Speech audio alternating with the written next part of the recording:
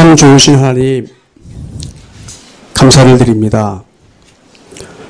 저희들의 인생 가운데 가장 좋은 것으로 함께하여 주시고 우리 모두를 예배의 자리로 나올 수 있도록 소망을 주시며 기쁨으로 예배를 드릴 수 있도록 인도하여 주셔서 감사를 드립니다. 하나님, 지난 한 해의 성가교회를 사랑하여 주셔서 감사를 드립니다. 아픔을 간직한 가족들도 있었고 자녀들 때문에 마음 아파했던 우리 부모님들과 자녀들도 있었습니다. 경제적인 어려움 때문에 힘들어했던 우리 교우들도 있었고 진로와 진학 때문에 고통받는 우리 청년들도 있었습니다. 연로하신 우리 부모님들의 연약함 때문에 마음 아파했고 복음을 받아들이지 않는 완강함 때문에 좌절할 때도 있었습니다. 변화되지 않는 자신을 바라보면서 주님 앞에 몇 번이고 다짐하며 바른 신앙생활을 위해서 결심도 해보았습니다. 하나님, 이 모든 것을 더하여 하나님의 선으로 덮어주시고 하나님의 사랑으로 극복할 수 있는 은혜를 저희 가운데 허락하여 주셔서 감사를 드립니다. 참으로 세월이 지나고 보니 그때는 하나님의 사랑을 느끼지도 못하고 깨닫지도 못했으나 이제야 하나님께서 얼마나 저희들을 사랑하셨는지를 깨닫게 되니 진심으로 감사를 드립니다. 하나님, 하나님께 예배를 위해서 간구를 드립니다. 오늘 이 시간 우리 어린 아이들로부터 연로하신 성도님들까지 예배를 사모하며 주님 앞에 나왔습니다. 하나님께서 예배를 통해서 만나주셨고 예배를 통해서 하나님의 임재를 느끼게 하셨습니다. 무엇보다도 예배를 통해서 우리 자신이 얼마나 완악한 주인임을 깨닫게 하셨습니다. 하나님, 우리의 연약함과 죄성 때문에 늘 기쁨으로 예배를 드릴 수는 없지만 어떤 이들에게는 환경과 역경과 연약함으로 일생을 예배를 드릴 수 없는 지체들도 있습니다. 육체의 연약함으로 몸과 마음이 아파서 예배를 드릴 수 없는 지체들도 있습니다. 직업적인 환경과 하루의 생계를 책임져야 하기에 예배를 드릴 수 없는 우리 지체들도 있습니다. 또한 진리의 말씀을 갈급한 심령으로 듣기 위해 이 교회 저 교회를 찾아다니며 자신이 찾는 하나님을 만나려고 예배를 사모하는 이들도 있습니다. 하나님, 저희가 드리는 예배가 올 한 해는 기쁨으로 회복되는 예배가 되게 하여 주옵소서. 하나님을 참 사랑하고 하나님 한 분만으로 만족하게 하시고 하나님을 내 인생의 나의 주인으로 나의 구주로 섬기며 순교자의 삶으로 살아갈 수 있도록 저희들의 삶을 붙들어 주시기를 간절히 기도를 드립니다. 하나님께서 우리를 위해서 독생자까지 주셨는데 하나님께서 저희에게 무엇을 바라며 요구하시겠나이까? 참으로 하나님 앞에서 자족할 수 있는 은혜를 허락하여 주시고 내 인생의 주인은 내가 아니라 하나님 한 분임을 깨닫고 우리 자녀들에게 가르치며 죽는 날까지 가시밭과 같은 삶을 살지라도 감사함으로 살아갈 수 있도록 은혜를 내려 주옵소서. 하나님과의 관계가 회복되어야 저희가 진정한 예배의 자리로 나올 수 있게 됨을 우리 모두가 알게 하시고 가정에서 또한 직장에서 자신들이 한 주간 살아가는 삶의 터전에서 하나님의 임재를 바라보며 하나님 앞에서 정직한 마음으로 살아갈 수 있도록 하나님께서 인도하여 주옵소서.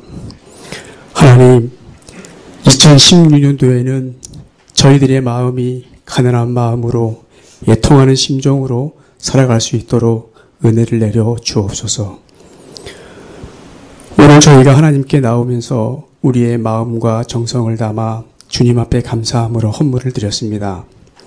하나님, 우리의 정성을 기뻐 받아 주십시오. 올 한 해 성가교회가 섬기는 우리 교육자들과 선교사님들, 후원하는 교회와 단체들을 감사함으로 잘 섬길 수 있도록 은혜를 내려 주옵소서. 하나님, 성가대의 찬양을 기뻐받아 주십시오. 성가대의 찬양이 드려질 때마다 하나님께서 흠양하여 주옵시고 찬양을 듣는 우리 교우들에게는 위로와 평강이 가득한 찬양이 되게 하여 주옵소서. 하나님, 오늘 예배를 인도하시고 우리 말씀을 전하여 주시는 목사님을 위해서 기도를 드립니다.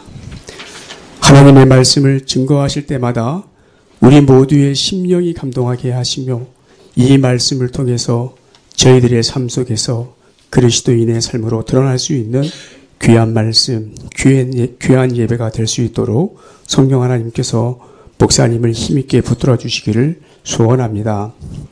하나님, 많은 간구와 소망을 담아 기도하고 싶지만 올 한 해는 가정과 개인과 자녀들 안에서 예배가 회복되게 하시고 이 예배를 통해서 하나님을 깊이 만날 수 있도록 성령 하나님께서 인도하여 주옵소서.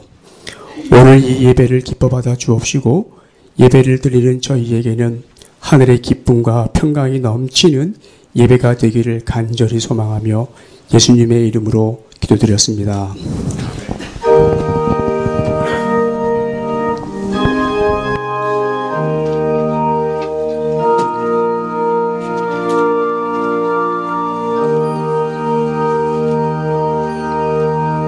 예, 말씀은 마태복음 11장 28절 한 절 말씀입니다.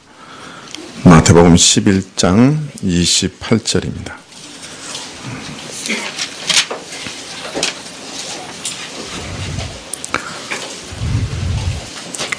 네, 마태복음 11장 28절.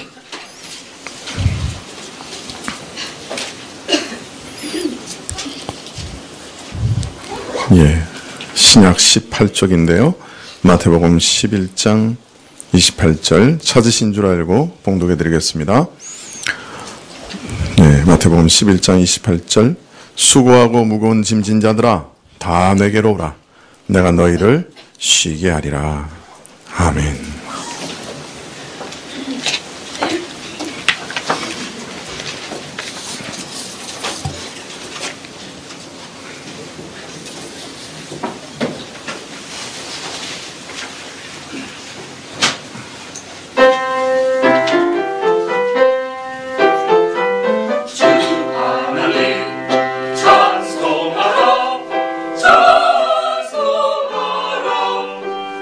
주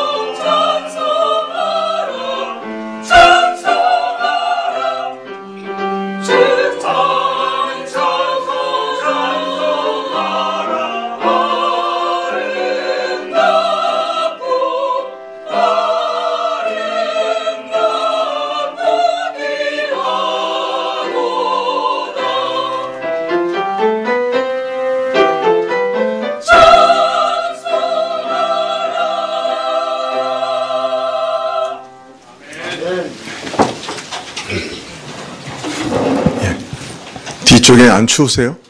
괜찮으세요? 예. 네 개를 다 켜볼까요? 뒤에, 밑에 다운되려나?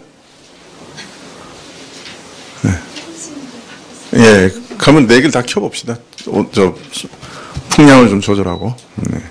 이게 네 개를 다 키면 다운될 가능성이 있어서. 네. 그래서 추우신 날 오시느라고 고생하셨습니다. 예, 지금 우리는 믿음에 있어서 가장 중요한 것 두 가지를 살펴보고 있습니다.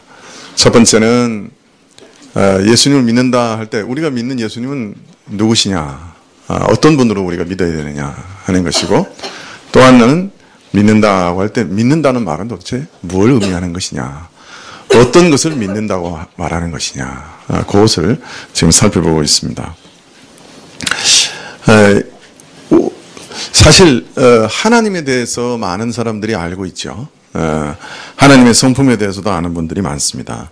하나님은 선하신 분이시다. 하나님은 거룩하다. 하나님은 전능하시다. 하나님은 전지하시다. 하나님은 이 모든 만물을 창조하셨다. 이런 참된 지식을 알고 있는 사람들이 많이 있습니다. 그러나 문제는 우리가 구원 얻는 지식이라고 할 때, 그때는 이것이 부족합니다. 이것으로 하나님을 참되게 아는 것이다, 그렇게 말할 수가 없습니다.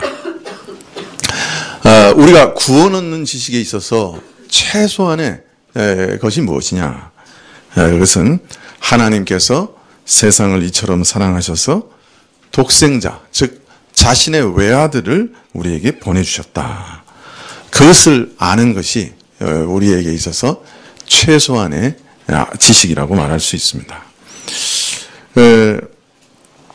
만일 우리가 하나님께서 우리를 사랑하셔서 그 외아들을 우리를 위해 보내주셨다 하는 것을 알지 못한다고 하면 그는 참 하나님을 안다고 할 수 없는 것이고, 그의 지식은 아직도 부분적인 것이고 가장 핵심적인 지식은 놓치고 있다, 그렇게 말할 수밖에 없습니다. 죄인을 사랑하사 그 아들을 주신 하나님의 사랑을 알지 못하면 하나님을 참으로 아는 자라고 할 수 없지요. 그러므로 예수 그리스도를 떠나서는 하나님을 아는 어떤 참 지식도 없습니다.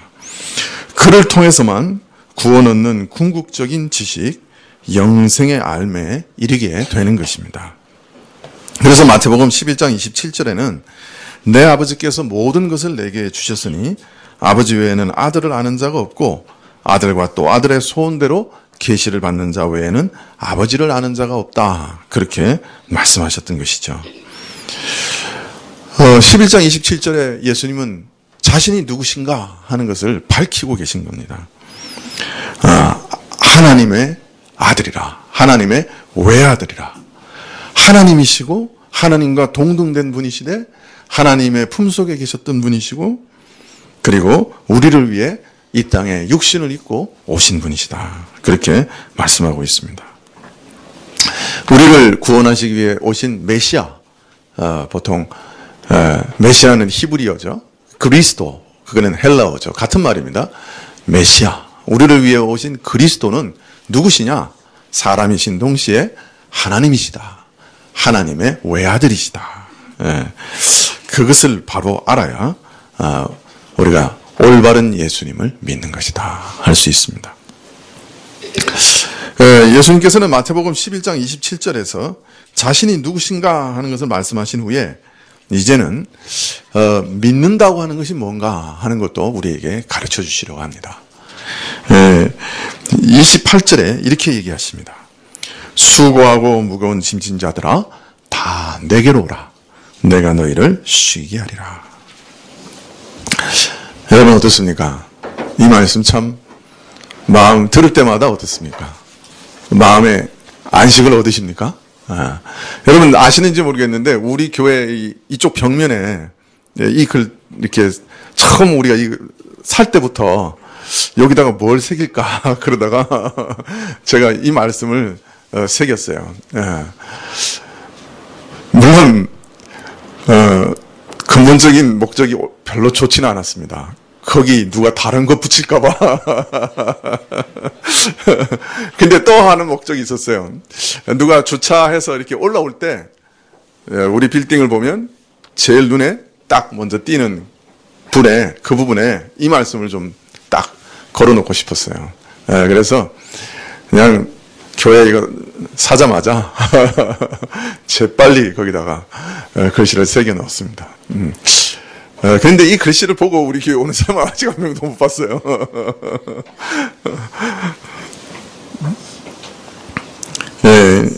사실 이 말씀이 저에게도 늘 마음에 정말 낙심될 때마다 무거운 짐을 느낄 때마다 저에게도 위로가 되는 말씀이었기 때문에 제일 먼저 이 글씨를 이 말씀을 새겨 넣은 것이죠.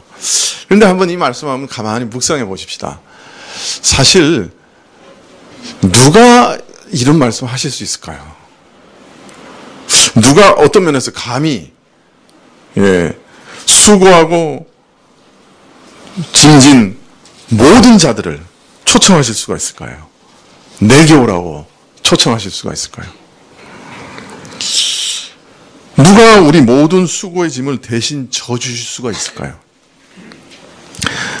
누가 우리 모든 수고의 짐을 내려놓게 하시고 이 노고에서, 이 힘든 삶의 노고에서 쉼을 얻게 하실 수가 있을까요? 사실 이 초청은 너무나 대담하고 또 어떻게 보면 심지어 무모하게 보이는 그런 초청이기도 합니다. 수고한 사람, 수고하고 무거운 짐진 사람들은 다 내게로 오라. 그러면 내가 쉬게 하겠다. 자, 그러나 이 초청을 하신 분이 누구십니까? 우리가 27절에서 본 것처럼 이 초청을 지금 하고 계신 분은 누구십니까? 하나님의 아들이십니다. 진실하시고 능력이 있으시고 신실하신 하나님의 외아들이 지금 이렇게 초청하신다고 하신다면 이 초청은 참으로 무게 있는 그런 초청이라 말할 수 있겠지요. 하나님께서 지금 우리에게 이런 초청을 하신다고 하면 내게로 오라, 내가 너희를 쉬게 하리라, 이렇게 초청하신다고 하면 이 초청은 참으로 놀랍고 또 어떤 면에서 가장 기쁜 초청이요, 우리 일생의 최대의 기회라고 할 수가 있을 것입니다. 그렇습니다. 지금 하나님의 아들께서 우리를 초대하고 계신 거예요. 수고하고 무거운 짐진 자들아, 다 내게로 오라. 내가 너희에게 안식을 주리라, 쉼을 주리라. 여러분, 오늘도 우리는 지금 최고로 인생의 최고의 어떤 기회를 얻고 있는지도 몰라요. 지금도 우리를 이렇게 초청하고 계십니다. 사실 조금 전에도 말씀드렸지만 이 말씀만큼 제 인생에 위로를 주시는 말씀은 없는 것 같아요. 읽으면 읽을 때마다 참 어떤 면에서는 가슴에 와닿습니다. 우리는 너나 할 것 없이 이 땅에서 하루하루 수고로이 살아가기 때문에 우리에게 참 쉼을 주신다 하는 것은 참 위로가 됩니다. 저도 보면 자주 참 쉬고 싶다 그런 생각할 때가 참 많은 것 같아요. 좀 쉬면 좋겠다. 쉼을 얻을 수만 있다면 참 좋겠다. 안식을 얻으면 참 좋겠다.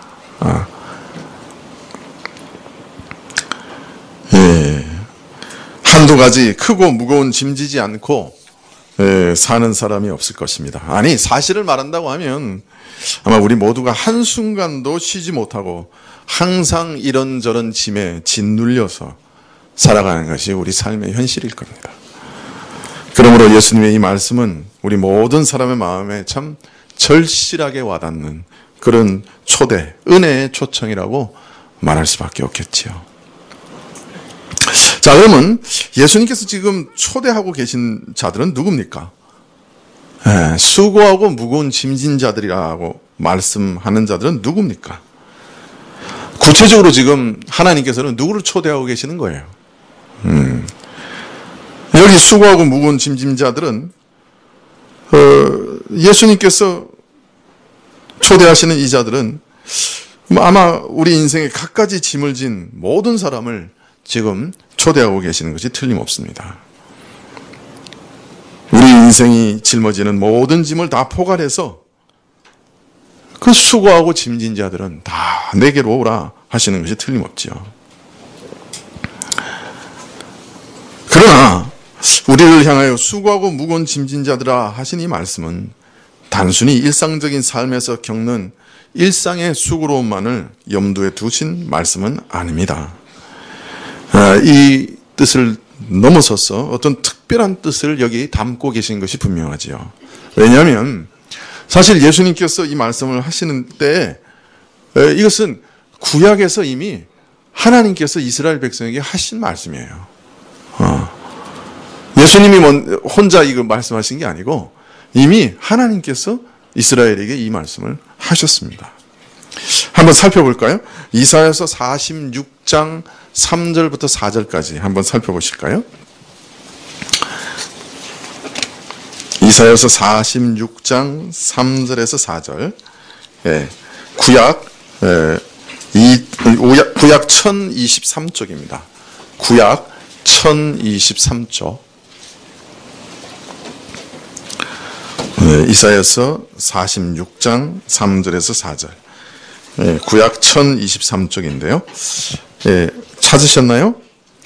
그럼 우리 한번 같이 읽어볼까요? 3절부터 4절 시작. 야곱의 집이여 이스라엘의 집에 남은 모든 자여 나를 들을지어다. 배에서 나무로부터 내게 안겼고 태에서 나무로부터 내게 품기운 너희여 너희가 노년에 이르기까지 내가 그리하겠고 백발이 되기까지 내가 너희를 품을 것이라. 내가 지었은즉 안을 것이요 품을 것이요 구하여 내리라.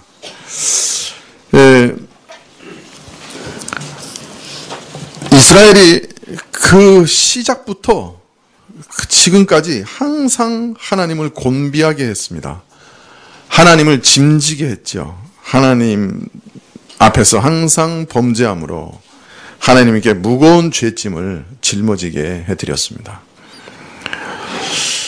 그러나 하나님께서는 여전히 그들의 무거운 짐을 대신 져주실 것을 오늘 이사야는 증거하고 있습니다.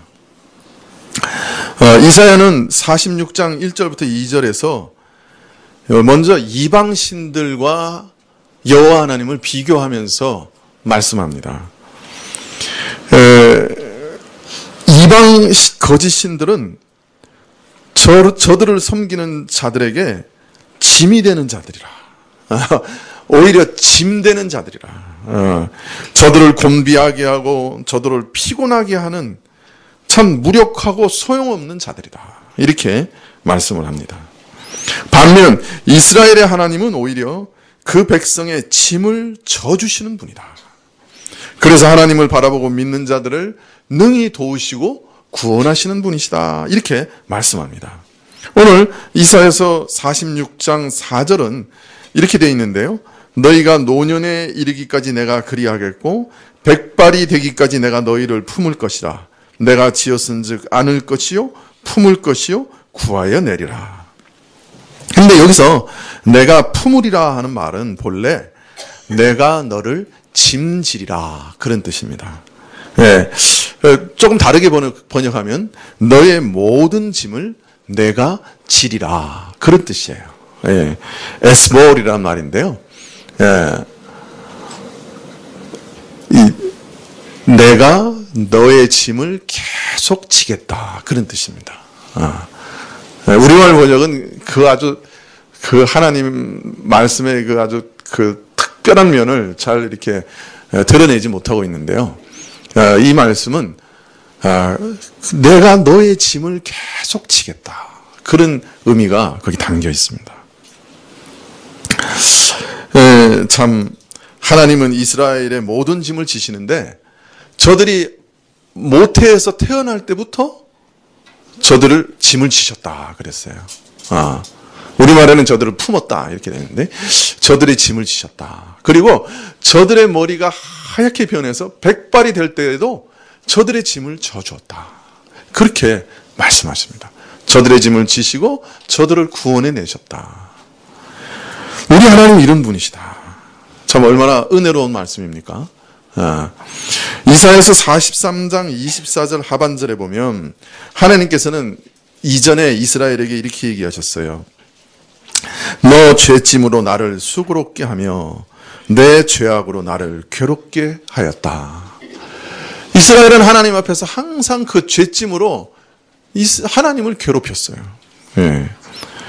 하나님은 바로 우리 죄인의 죄짐을 대신 지심으로 죄인에게서 무거운 죄짐을 벗겨버리시고 그로 하여금 쉬게 하시는 하나님이시다.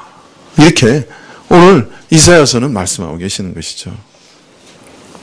사실 저도 제 살아온 삶을 쭉 돌이켜보면 참 하나님 알지 못하고 불신앙 가운데 살아갈 때 참 죄악을 물 먹듯이 먹고 마실 때 참 하나님께 죄짐을 많이 지게 했다.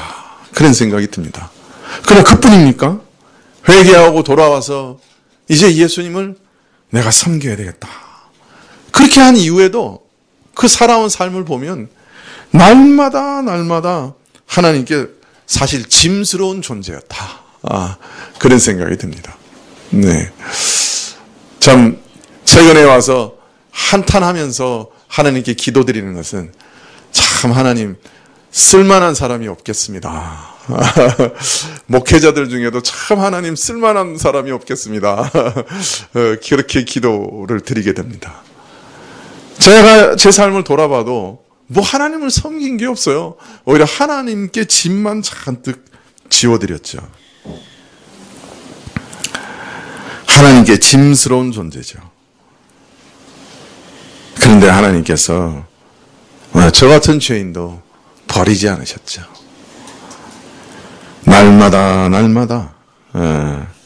제 부패와 제 악함을 때마다 일마다 권고하시고 저를 돌이키시고 사랑으로 붙들어 주셨죠.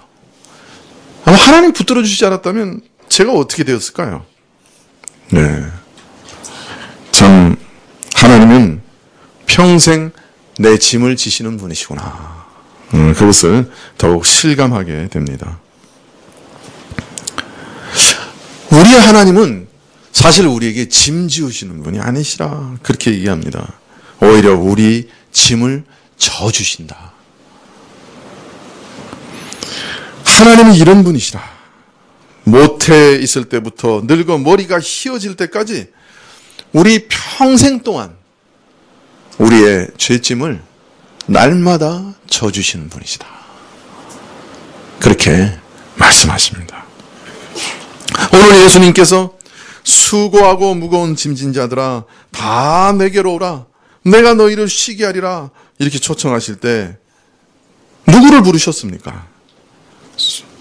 수고하고 무거운 짐, 수고하고 무거운 죄짐을 진 자들을 부르셨습니다. 이 죄짐을 지시는 하나님이시기 때문에 예수님은 죄인들을 자신에게 오라고 하셨습니다.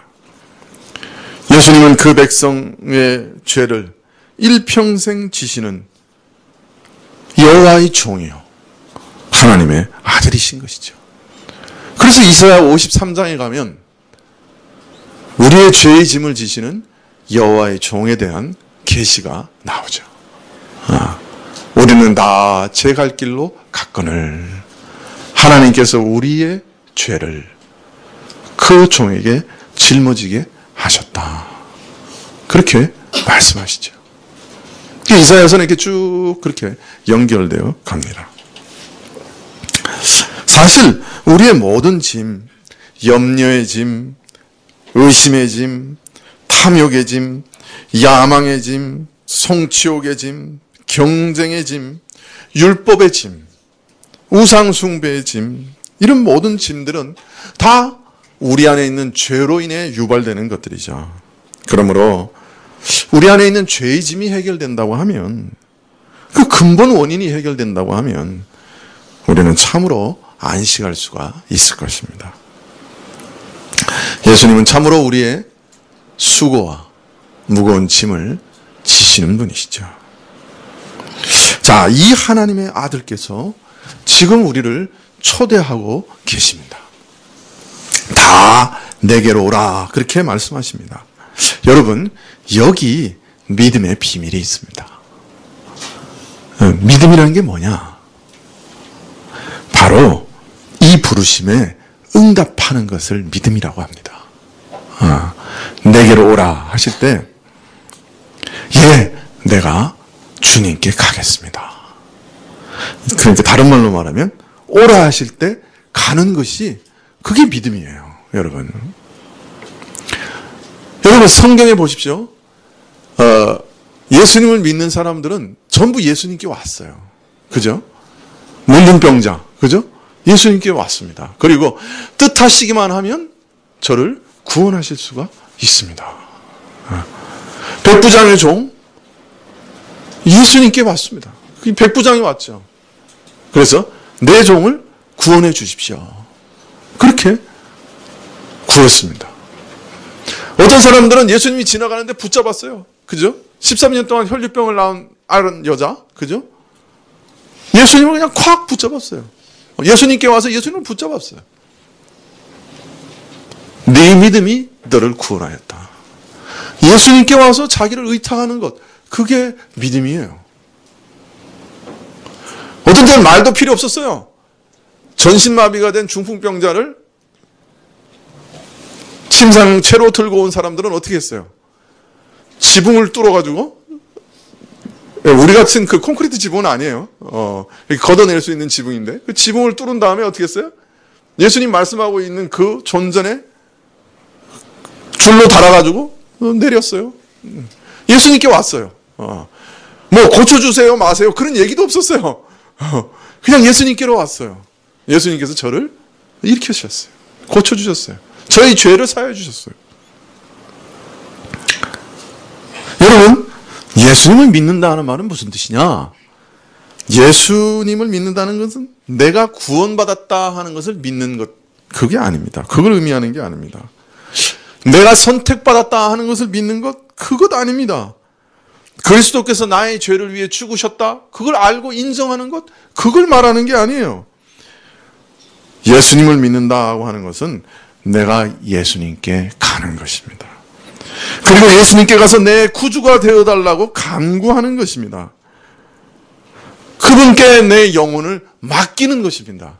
이걸 믿음이라고 그러는 것이에요.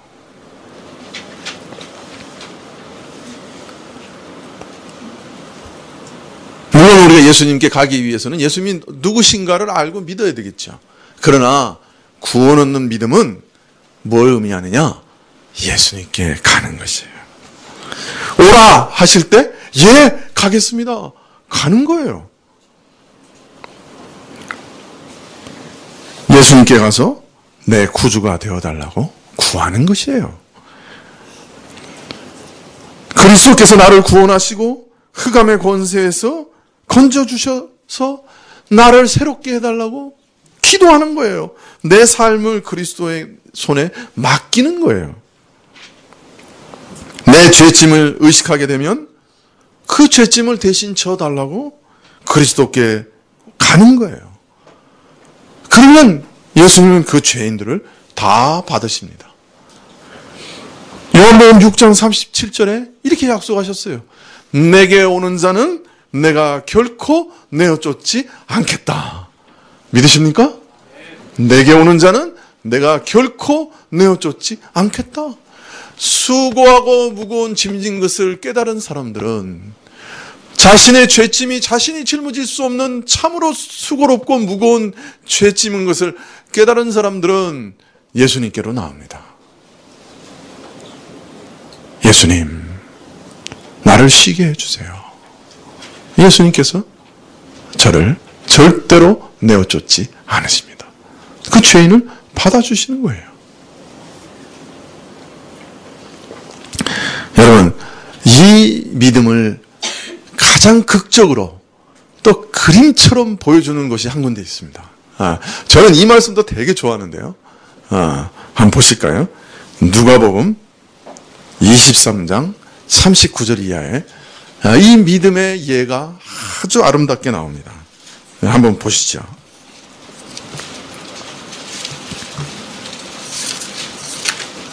누가복음 23장 39절.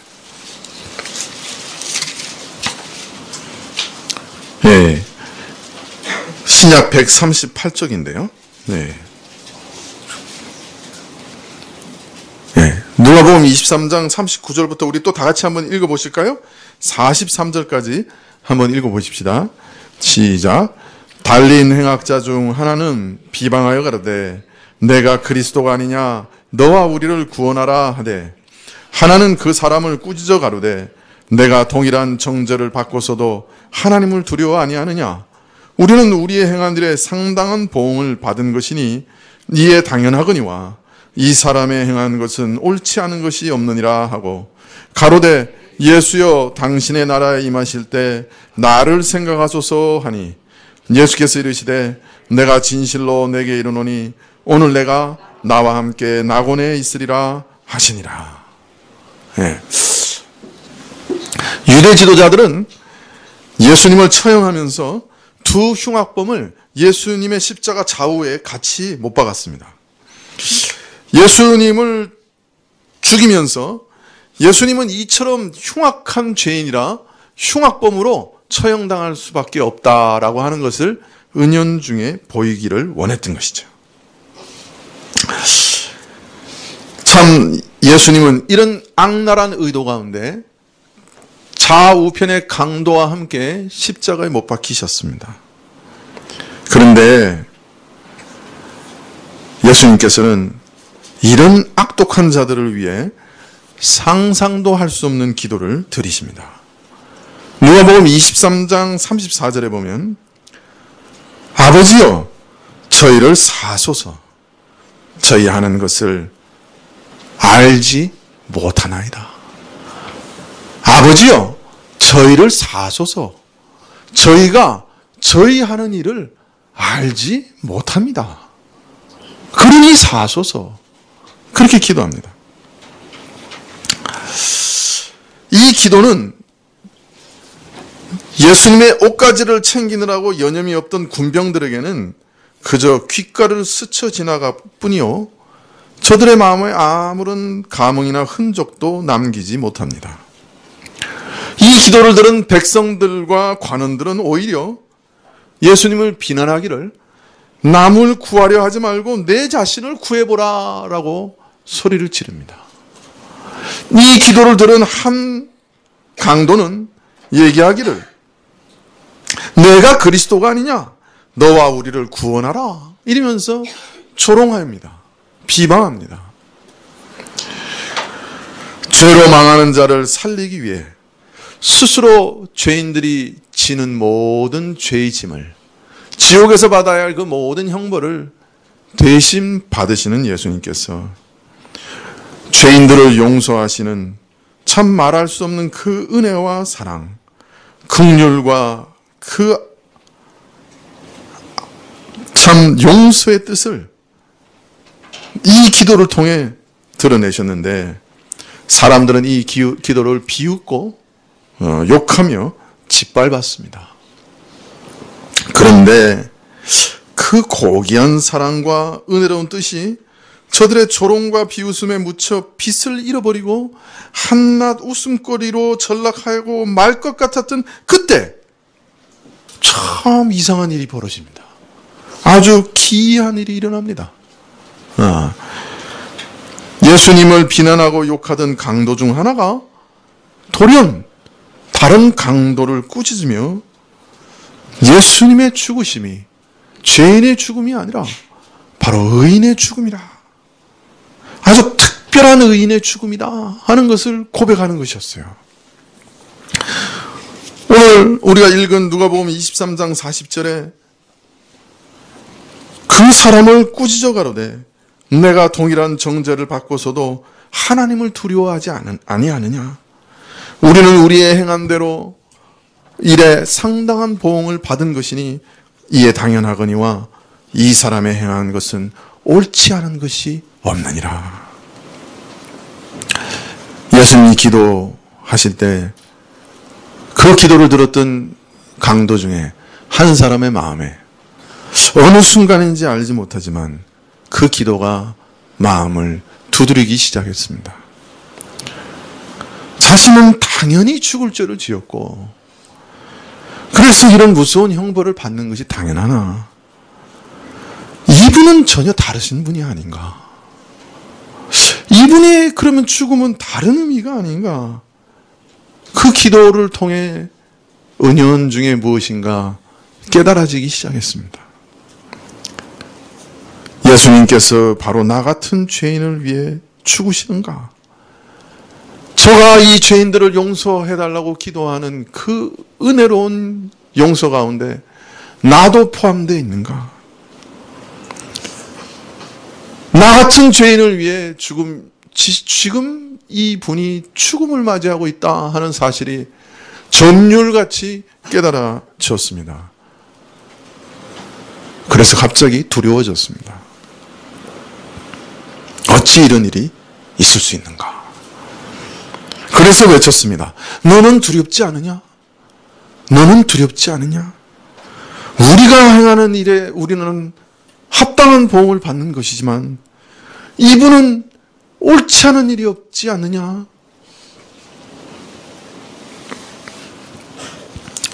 예수님의 참 어떤 면에서는 비현실적으로 보이는 그 기도가 모든 사람의 비웃음과 조롱거리가 되었지만 한 흉악한 강도의 마음은 달랐습니다. 거칠 대로 거칠고 굳을 대로 굳었던 이 흉악범의 마음이 이 기도로 돌이키게 되었습니다. 강도는 예수님의 기도가 자기 안에 일으킨 변화에 대하여 증거하되 예수여 당신의 나라에 임하실 때 나를 생각하소서 탄원하게 되었습니다.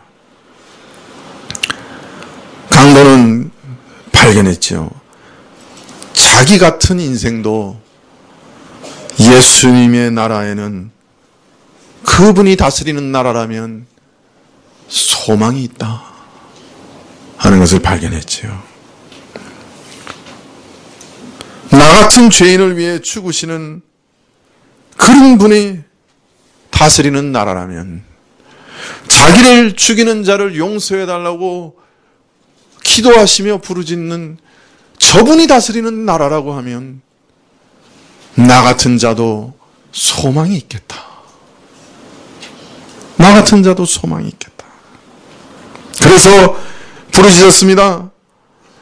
간구하오니 주의 나라가 임하실 때 나를 기억해 주십시오. 나 같은 몹쓸 죄인을 기억해 주십시오. 이런 믿음으로 주를 찾는 강도에게 주께서 말씀하셨습니다. 예수께서 이르시되 내가 진실로 내게 이르노니 오늘 내가 나와 함께 낙원에 있으리라. 오늘 너가 나와 함께 낙원에 있으리라.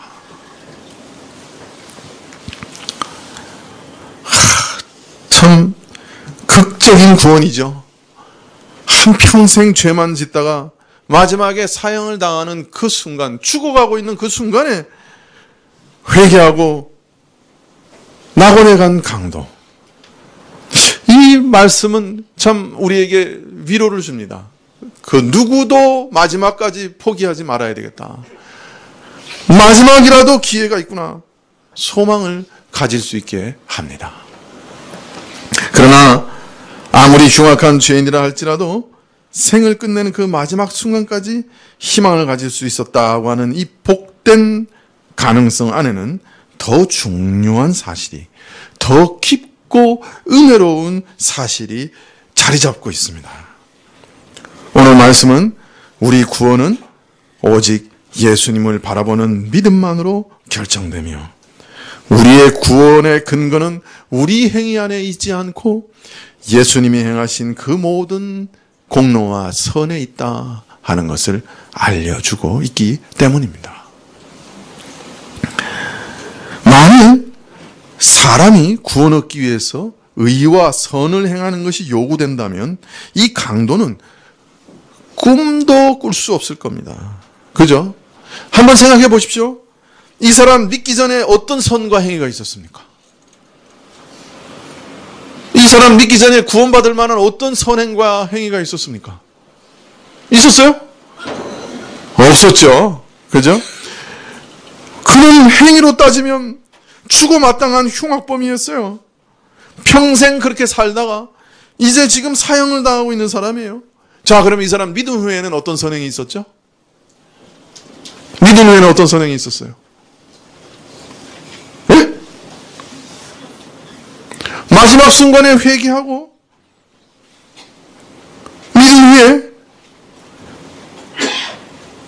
비록 회개하여 새 사람으로 변한 태도를 잠시 드러내긴 했지만 그 다음 죽었어요. 십자가에서 그날 죽었습니다. 해지기 전에 뼈가 꺾여서 죽었습니다.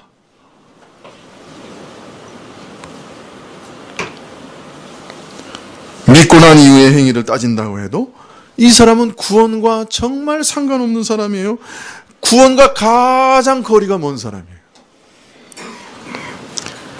만일 사람이 무엇을 행해야 영생에 이룰 수 있다고 하면 그것이 믿기 전이든 믿고 난 이후든지 간에 무엇을 행해야 구원에 이룰 수 있다고 한다면 이 강도는 그 구원과 가장 거리가 먼 사람이에요. 그죠? 믿기 이전에도 흉악한 강도의 삶을 살았어요. 믿은 이후에는 자신의 믿음을 증거할 어떤 시간도 주어지지 않았어요. 그냥 죽었어요.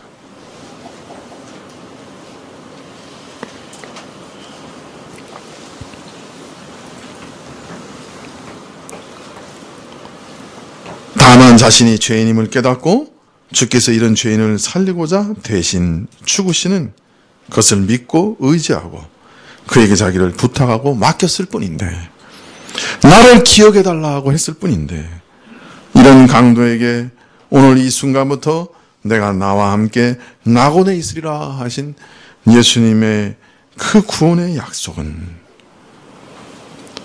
그의 행위 때문이 아니요, 오직 예수님께 자신을 부탁하는 믿음만으로 구원 얻었다 하는 사실을 가장 확실하게 보여주는 진리예요.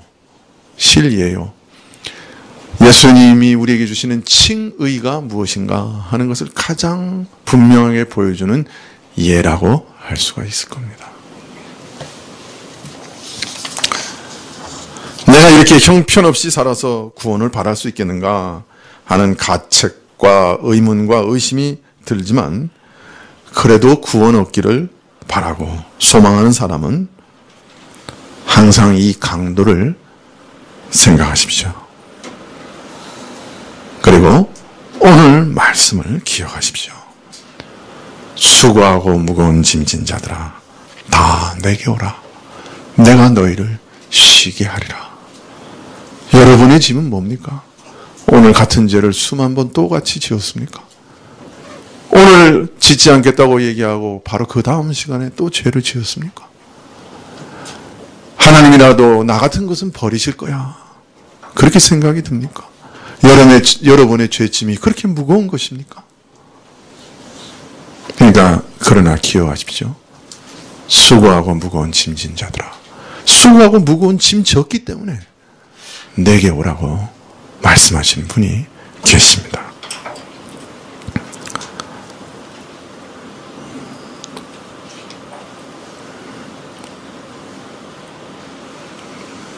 그저 주만 바라보고 나를 기억해달라고 부탁했을 뿐인데, 내가 나와 함께 낙원에 있으리라고, 영원한 안식의 나라를 내가 너에게 주겠다고 예수님이 약속하신 것을 기억하시기 바랍니다.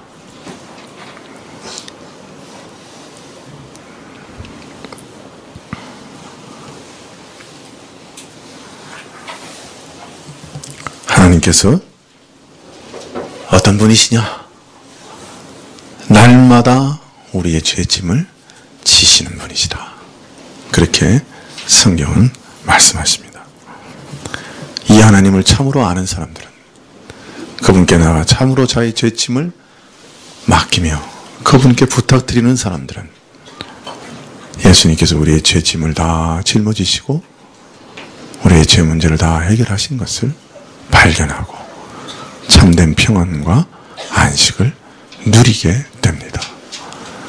오늘 이 강도를 보면서 우리는 나도 구원받았구나.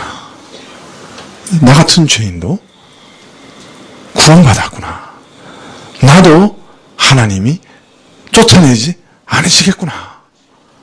그렇게 확인하게 됩니다. 기도하시겠습니다.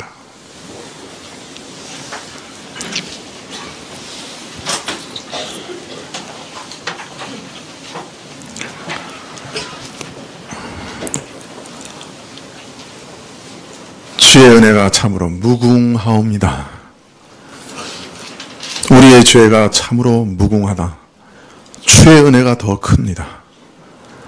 저희 죄를 씻으시는 주의 보혈은 한이 없으십니다. 주를 찬양합니다. 주를 노래하고 높여드립니다. 주의 품에 안기고 안식을 누립니다. 주께서 주시는 약속을 붙들며 평안을 누립니다. 강도에게 주셨던 이 약속이 저에게도 주신 것인 줄 믿고 기뻐합니다. 낙원을 얻은 자로서 낙원에서 기뻐합니다. 예수님의 이름으로 기도합나이다. 아멘. 203장 찬송하시겠습니다.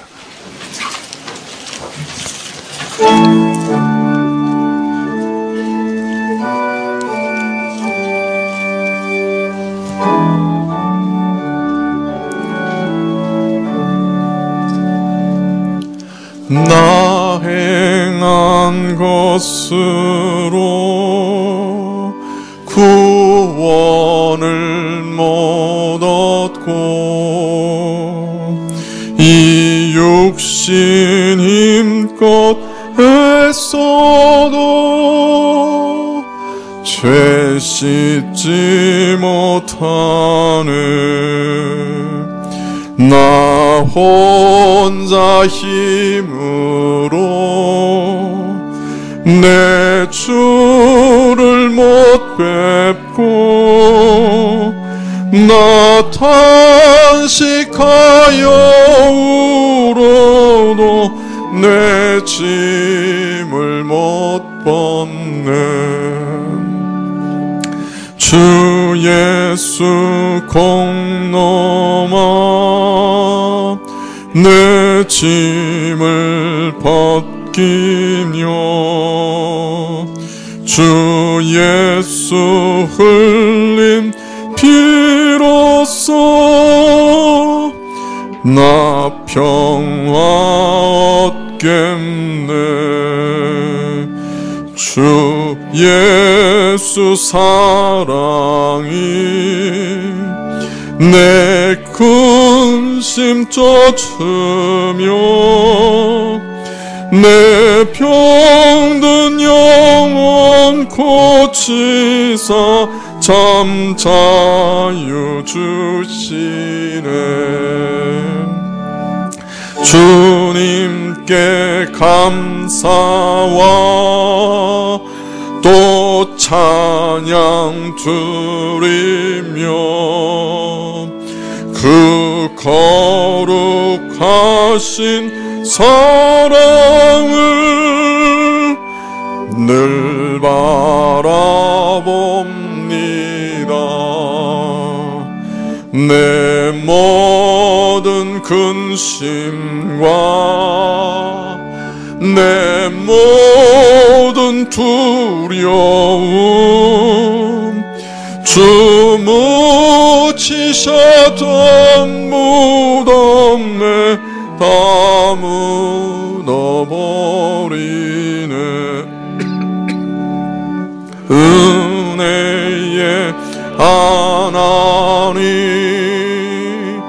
나 의지합니다.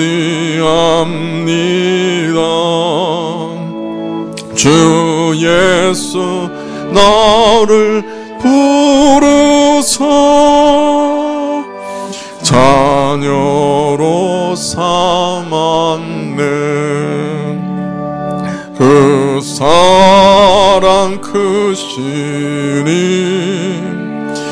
나 주를 기리고 주 다시 사시었으니 나 다시 살겠네.